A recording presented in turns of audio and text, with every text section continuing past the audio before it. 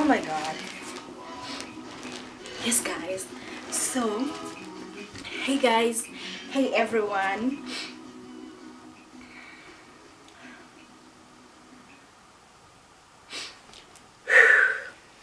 Hey everyone, hello everyone, and welcome back to my channel. Thank you so much. Thank you so much for subscribing to my channel and making sure that you find some time to actually watch my videos. And most of you have DM'd me and you have asked some very important questions, and I've taken a step to answer one of the questions that has been asked over and over and over and over and over and over again. So as you can see, the title of the video is called How I Became a TV Presenter at Zimbabwe Broadcasting Corporation. So yeah, let's get to the story. This one was just one of those stories. Okay, so how did I become a presenter at ZBC TV, which is the national television? It's the National Broadcasting Corporation, and it was 2012, end of 2012, 13, 14, 15, up to 16. So let's just say 6 years ago, 5 years ago, yeah, 5 years ago, 4 years ago, 5 years ago, somewhere there, I was a live television presenter. I would broadcast live each and every Wednesday a youth show called Young, Gifted and Talented, and I did 2 shows. It was every Wednesday and as well as Sunday in the morning, 8:30 to 10 I think. And then during the week, Wednesday, it was like 2 hours, just like how your TV and Hectic 99 do their youth shows, teenage shows / ETV craze, you know. So yeah, so how did I get there? So what happened is I remember watching a particular show on our national television, ZBC TV, and the show was called Was a Friday, and there was this girl who was so amazing, and I loved watching her because she had so much energy, and she was also a radio presenter, which is like her radio presenting side is actually the one that really made me like her more, because I'm so into radio. I love radio so much.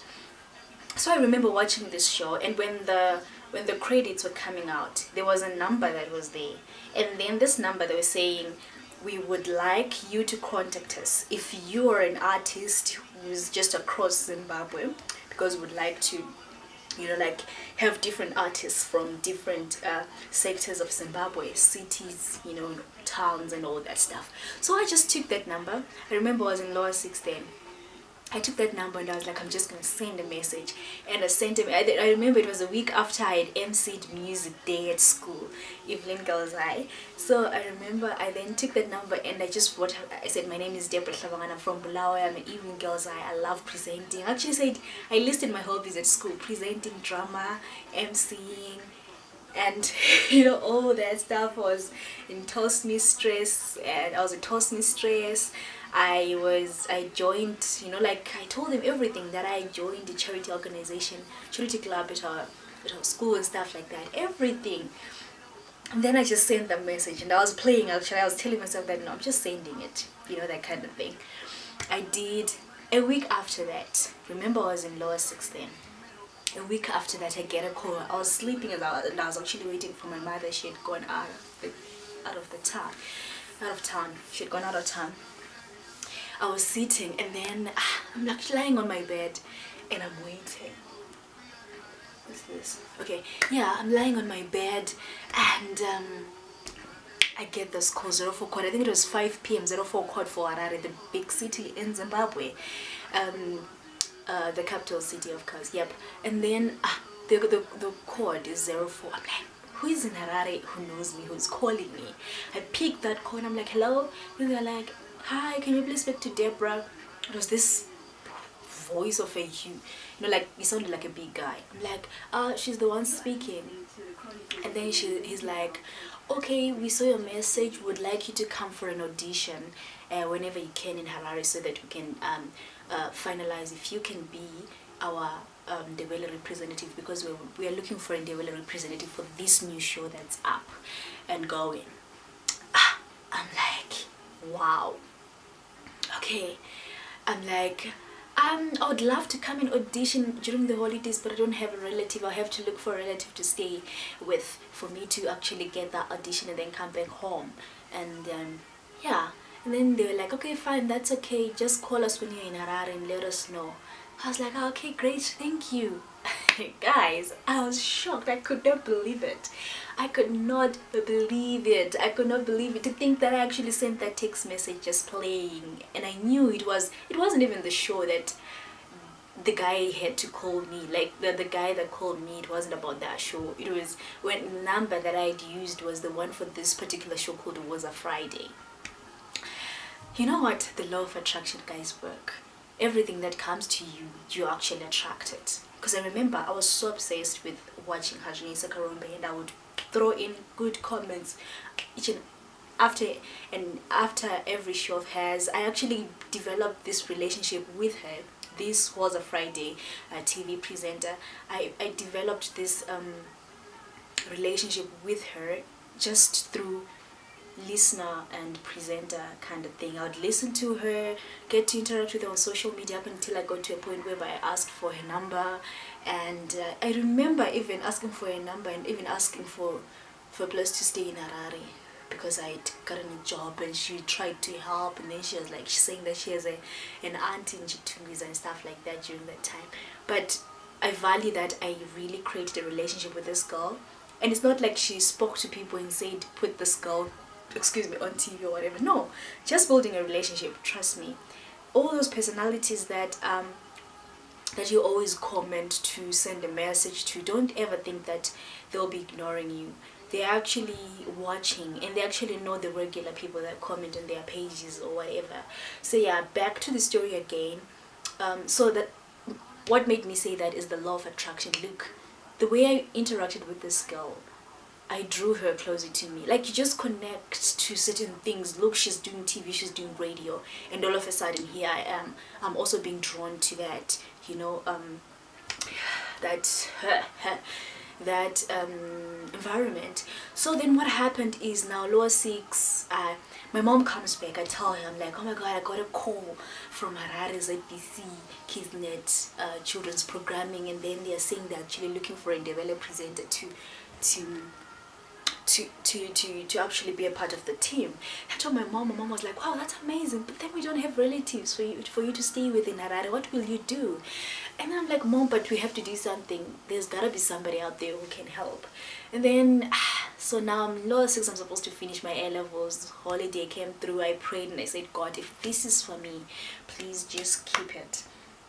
Just keep it for me up until the time is right for me to go to Harare and go and audition and be part of this huge team of the ZBC, Zimbabwe Broadcasting Corporation Kidsnet programming. So I waited, I prayed, so excited, continued practicing by myself. Besides, I mean, not even practicing, I used to actually talk to myself in front of the mirror.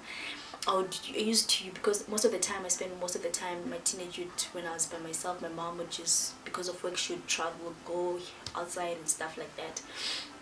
So I'll just entertain myself. I never was lonely.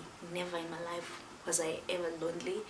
I would stand in front of the mirror, change outfits, redesign my clothes, cut out garments, you know, like some fabric that I had. I would just cut out fabric and just make a pattern out of a newspaper, and then make outfits, stand in front of the mirror, start talking to myself and interview myself. And I've always had this dream of wanting to be a lady who's just being called for interviews, and she's being asked, Duty, how have you achieved this? How have you done it? What are you doing to the for the community? What are you doing for the girls out there? You know, that kind of thing. That has always been my biggest dream. That's what I've always wanted to be. So now then, this comes up. So during my prayer time, A-level, I'm finishing my A-levels there at Evening Girls High. After A-level, I saved that number, and then I called and I told them that I'm coming to Harare.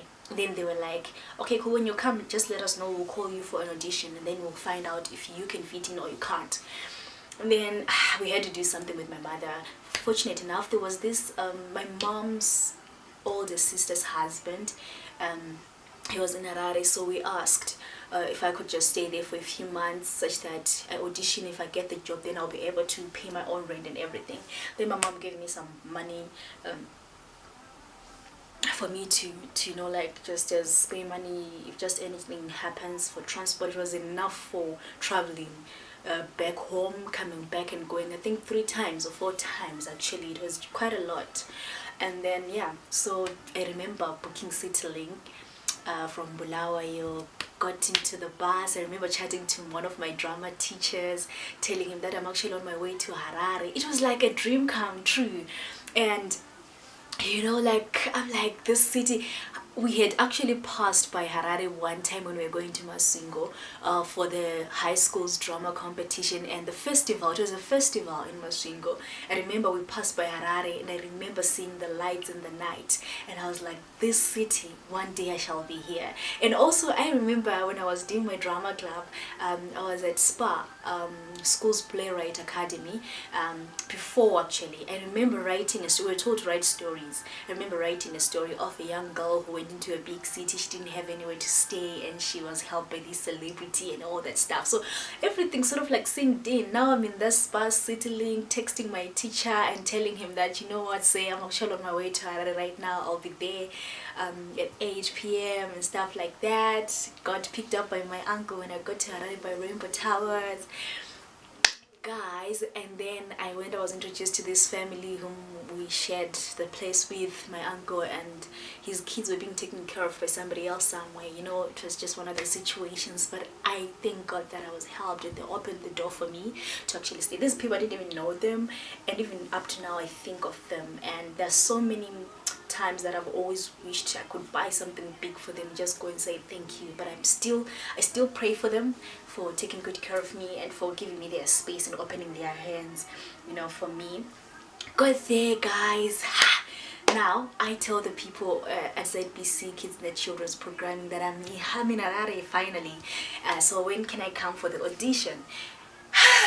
So what happens is I was called, I think it was on a Friday, and then they said, where do you stay? We can come pick you up, come to or get the ZBC bus somewhere, and then come to the digging. Just when you come to the ZBC premises, just tell them that you're going to the kids net department. Did that, got there. There were like 4 people, 2 ladies by the desk, and I think 3 guys or something. I remember there was Mr. Sila as well, because he was the supervisor. And then all these other people were like the producers. I remember Dela Chiangwa, Privilege. I remember Julius Chirume, you know. Yeah, so then I go there, and then they give me a script, and then they're telling me that this is like a guideline. Just read it through and just be yourself. Show us what you got. I mean, all the way from Wantu to Ziatunga, the city of kings and queens. Show us what you have. So what did I do? Just read through it. I can tell you that I was so immature, so young. I was really young. I didn't have any experience, but I just say to myself, God, if this is for me, just let me do well. Let me be myself above everything else. So what I did, I was given the script, and then what I did is I added my language. I remember saying, my name is Debra Hlabangana, like Double D, because that was the name then. Oh my God, little did I know that name. I don't like it now. Please don't use that name. I did that, and then they said second round. I did the second round. I pimped things up, guys. I had so much energy. I was so vibrant, and I kept on smiling. It felt good. It felt amazing. It felt great. Like I didn't even see all those people that were supposed to be my judges or adjudicators or whatever. I just had to do what I came here to do, and it was just simple, effortless. I didn't try too hard, which it was like I was breathing, and I was mixing my language, my native language, with yes, the Queen's language, of course. So yeah, then after that, then one lady, I think it was Privilege, she's like, ah, this one is the one. This one is the one. She said that twice. Then the other lady, I think that was Ideal, and he's like, no, I'm not satisfied. I was like, okay, girl, okay. Then the other guy kept quiet. All the other people kept quiet. And then after a few minutes, then they were like, no, we'll call you if you made it. If you didn't make it, we'll also let you know so that you can, you know, see what you can do. Packed my things, went back home. It was on a Friday, right when I did the audition. Saturday, Sunday, Monday, Tuesday, I'm still waiting, right? Then Tuesday morning, I get a message. I'm like, hi, you made it to the team.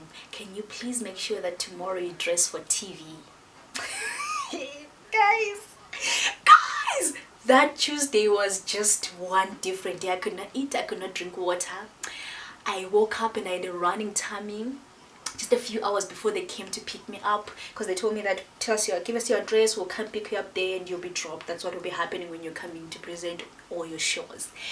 Guys, I had a running time without even eating anything. I did not eat anything. And then I remember the car came and picked me up. I was wearing a purple t-shirt, and the purple t-shirt was new. The denim jean was new that I was wearing, and some cool tennis shoes, and I had thick braids as usual. I mean, this is my normal hairstyle. So I remember I'd gotten those clothes from SA from my brother. It was a brother of, yeah, some brother of mine from another mother who gave my mother that as a gift for me. So I hadn't worn those clothes because I was going to school all the time. I mean, I didn't have time to wear nice clothes to go anyway. So I wore that and I looked really good. I looked really cool. So young, sweet, so cute. Fresh out of high school. Guys, they picked me up. I went there and the show was called The Divas. It was on a Wednesday. And then I also was given another show on Sundays from 8:30 to 10. And then the other one, the one on Wednesday was like for like 2 hours. Was it 3 or 4? 3 to 5, 4 to 5, 3 to 5, somewhere there. Just like your TV Hectic 99 in the SA, like the SA thing, the SA children's programming, also television. So what I did, guys, I was introduced to this girl, Geraldine Mandingenda. Shout out to you, girl. She's now a mother, and I'm so happy for you. You remind me of Kylie Jenner.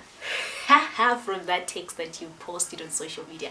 But anyway, and then I was introduced also to Tarisai Munyani. Tarisai Munyani is one of the sweetest girls ever. She taught me a lot about kindness and humility. I like her a lot. She treated me so well, I don't want to lie. And then, so yeah, that was that. And then we did the show. It was called The Divas. And guys, that's how, and then never stopped from there. Yes, I had a bit of challenges here and there trying to fit in. Remember, you're only young, you never grew up in Mashona land, you're coming from Matebeleland. And language, the good thing that I really liked about the producers, they were like, no, you and Ndebele, you are representing that side of the region in Zimbabwe, so be yourself. If I can tell you that ZBC was the place that really taught me to be myself at a younger age. As a teenager, I loved it because they allowed me to speak in my language and I was free to say anything. Not too witty, somebody would be saying, no, I don't understand your language, but I felt like I was being listened to, and it was amazing. It was a very great experience. I was at ZBC for like 4 years. And it was live broadcasting. You mess up, and it taught me a lot about, you know, like just, you know, you make a mistake and you just have to do something around it, play around with it and make it look like you actually wanted to say that which you had just said. You know, so it was really amazing. So basically, all I can say is that I had a dream. Oh, yeah, so all I can say is that I had a dream and I had it written down. I asked, I believed, and I received. And I'm so happy that of all the things that I've written down, that I've said I want to achieve before 25, I have achieved all of them except one, yeah, which I'm here to achieve this year. Yeah, I'm actually to achieve this year, and I'll let you know when I've achieved it. So yeah, basically that's it, guys. Just believe in yourself, be who you are, and when an opportunity presents itself, just go there, do what you gotta do. And trust me, if you're passionate about something, there'll always be a way. I guess all of you who've been wondering how I then became a presenter on the national television here in Zimbabwe. No. For those of you that asked for tips and it was tips mainly, right? Yeah, and how I became a radio presenter. I'll do another video again telling you how I became a radio presenter, and then I'll combine both the presenting, TV and radio presenting tips all at once. But just for now, just gonna tell you that go ask and believe and expect to receive, because you have asked. And always keep a positive attitude. And when you go for an audition, just make sure that you are going to present yourself. Go there and express yourself. Be yourself and nothing else. Don't fake it. Be the real you that you've always been. The you that you've always been behind closed doors. Just be that. You never know who might like it, right? And also prayer. Prayer works. I don't know what you believe in. You could believe in any other thing, or I don't know, certain rituals or whatever you believe in. Just have something that you believe in. I believe in God, and God works wonders for me. With God, everything is possible. So guys, yeah, if you liked this video, for more tips, just let me know in the comment section box below. Tell me what you would want to hear from me. And if you like this video, just give it a thumbs up, and also do remember guys to subscribe to my channel, support a girl. I really would love to be attending to a whole lot of your messages, asking me questions and just responding, because I love it. I'm so passionate about this, and I just like sharing, and like I've always said that there is more to share, and there is more to share, of course. It's just DebbieH on Twitter, just DebbieH on Instagram. Leave a comment on the comment section box below. For now, it's goodbye. It's been amazing.